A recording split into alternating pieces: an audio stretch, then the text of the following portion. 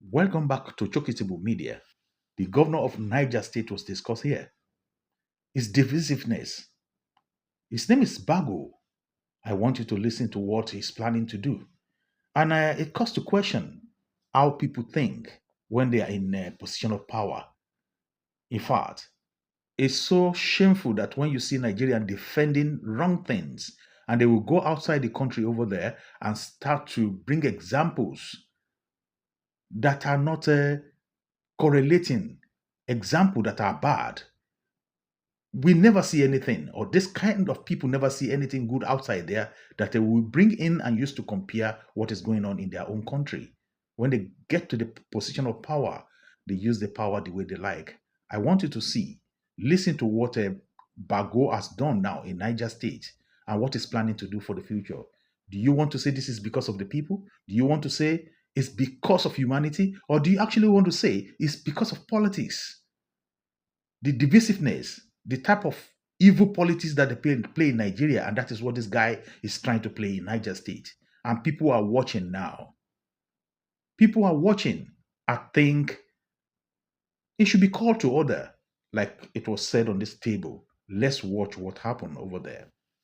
Governor Bago, who had recently banned unlicensed religious preaching, took the directive a step further. He said the state government also needs to know exactly what preachers will be saying to ensure they aren't spreading anti-people and anti-government sentiments. Well, let's take a look before we take some reactions. The religious affairs said for anybody going to sermon on a Friday, he should bring his scriptures for review. And it's normal. Even in Saudi Arabia, it's done like that.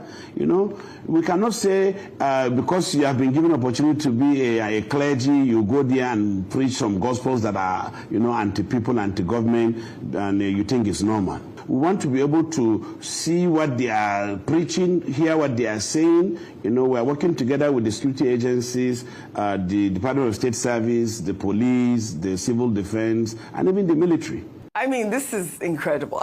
He actually compared Nigeria to Saudi Arabia. I mean, this isn't the first time Niger State has imposed a level of oversight on public discourse. Last month, we discussed this. Governor Bago also directed the Commissioner of Police to seal off Badegi FM radio station over alleged incitement. Let me take some reactions to this story.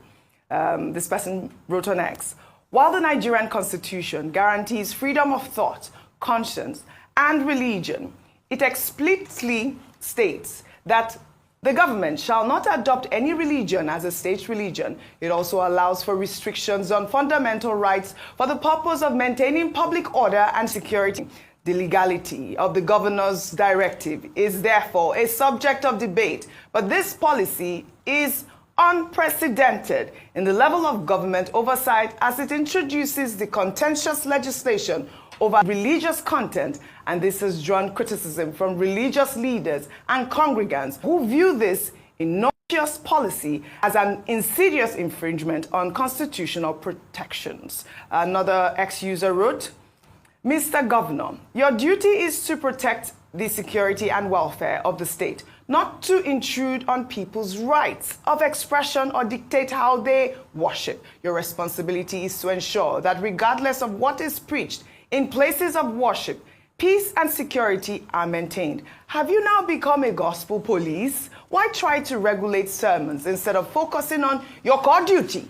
Stay in your lane, safeguard the state, keep the peace, and separate government responsibility from religion. And I thought that was so That was very powerful. Thank you so much. He summed my thoughts this way, that the governor of Niger State has been majoring in a lot of minors in recent times. There are many issues in Niger State that deserve his attention more than this. Yes. When it comes to religious freedom, we've often talked about it and how free it is here in Nigeria is guaranteed by the Constitution. Unfortunately, when you start to police, as it were, clerics, and comparing us to Saudi Arabia that is an Islamic state. Nigeria is supposed to be a secular state, but oftentimes we see again and again how, you know, leaders, governors, presidents choose to police what should be freedom and a right of choice for individuals in their state. Yes. Let me give him better, in terms of other areas to look at. Let's look at infrastructural development in Niger State. Let's actually talk about empowering the people enough with education to ensure that they have a better chance at life and aspiration.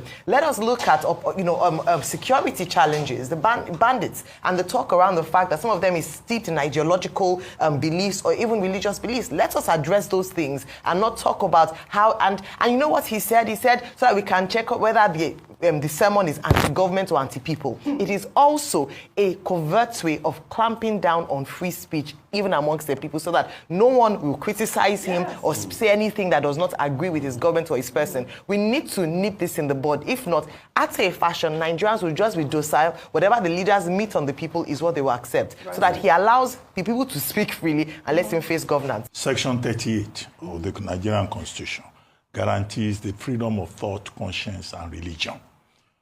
In other words, if the government of Niger State is trying to control how pastors or clerics generally think, that would be a violation of their fundamental rights under Section 38.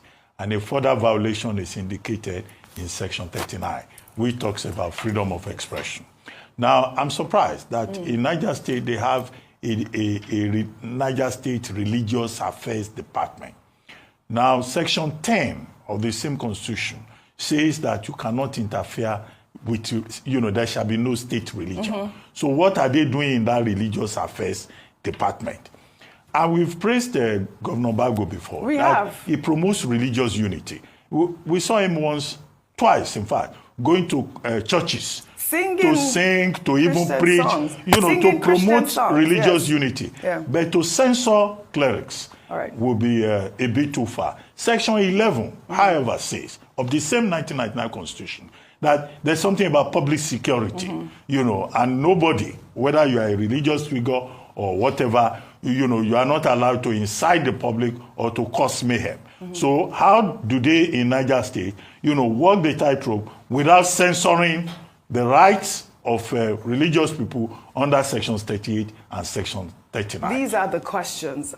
Thank you for watching. This is Chokitable Media. Don't forget to share, like, and subscribe. Put on your notification button, and God bless you as you do. See you next time.